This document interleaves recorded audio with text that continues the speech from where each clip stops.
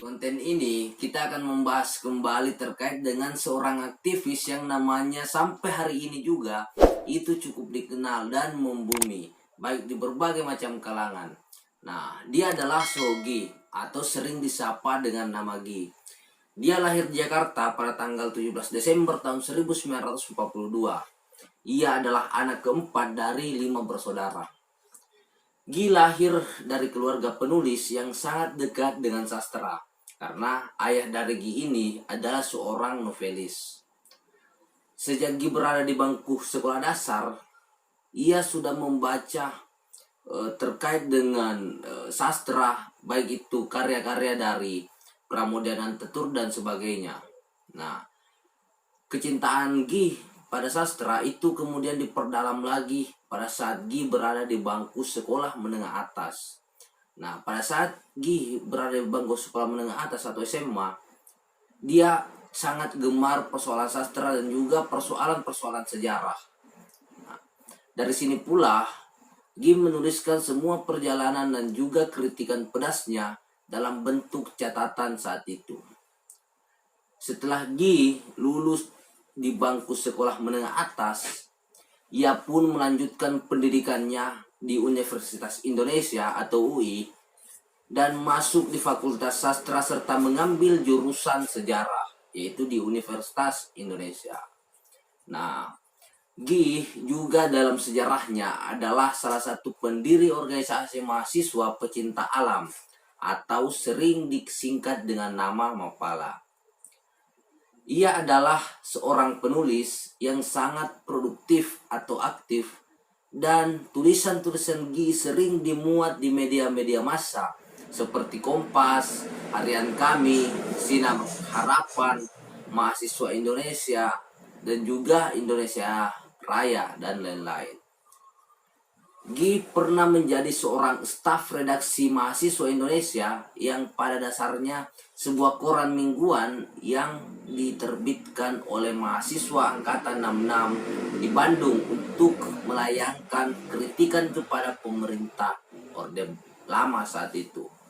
Nah, kemudian di tahun 1983 Gi menerbitkan buku berjudul Catatan Seorang Demonstran. Kemudian di tahun 1995 terbit buku yang berjudul Saman Peralihan. Nah, di tahun 1997 terbit buku yang berjudul Orang-orang di Persimpangan Kiri Jalan. Kemudian berlanjut di tahun 1999 terbit buku Di Bawah Lentera Merah, yaitu skripsi Sogi yang kemudian dibukukan saat itu menjadi satu buku. Nah, Gi dalam bukunya juga Catatan Seorang Demonstran, dia menceritakan terkait dengan persoalan romantisme dan sebagainya. Ada saat dimana Gi menyukai seorang perempuan, namun ketika Gi ingin bertemu kepada seorang perempuan itu, orang tua dari perempuan itu sering menghalang-halangi Gi. Nah, kemudian Gi berkata bahwa mengapa mereka tidak ingin bersama denganku? Kenapa mereka tidak ingin terlibat denganku? Sedangkan mereka mengagumi dan sebagainya kepada Sogi itu sendiri. Nah, tapi surat dari teman-teman Gi yang kemudian diambil di salah satu tempat, nah di situ berkata bahwa seorang intelektual bebas adalah mereka yang berani untuk sendirian menderita dan sebagainya. Nah, kemudian dilanjutkan lagi oleh bahasanya kakak dari Sogi, yaitu Arif Budiman. Nah, yang dulunya namanya adalah Sogin yang kemudian berubah menjadi Arif Budiman. Dia mengatakan bahwa memang seorang intelektual yang bebas adalah orang yang berani menderita kesepian dan sebagainya untuk menciptakan kehidupan yang lebih baik atau tatanan kekuasaan yang lebih bersih lagi. Nah, itu perkataan dari kakak dari Sogi sendiri. Kemudian di tanggal 8 Desember tahun 1996, Gi bersama kawan-kawannya menaklukkan salah satu gunung yang bernama Gunung Semeru. Nah, di gunung tersebut, singkat cerita, pada tanggal 16 Desember 1969, sehari sebelum ulang tahun Gi yang ke-27, Sohogi pun meninggal dunia yang diindikasi akibat menghirup gas beracun di gunung tersebut, yaitu Gunung Semeru. Nah, tapi kematian dari Gi ini sebenarnya masih menuai banyak pertanyaan.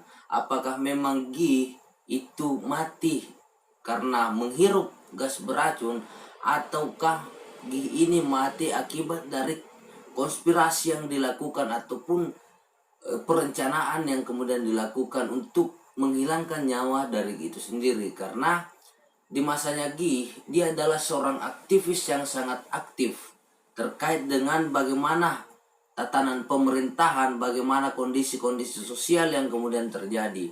Nah, disitulah banyak kawan-kawan Gi yang kemudian termobilisasi dan ikut bersama Gi untuk bagaimana memperjuangkan terkait dengan persoalan kemanusiaan dan sebagainya, bahwa memang kekuasaan harus bersih dan tidak ada yang namanya bentuk eksploitasi dan sebagainya.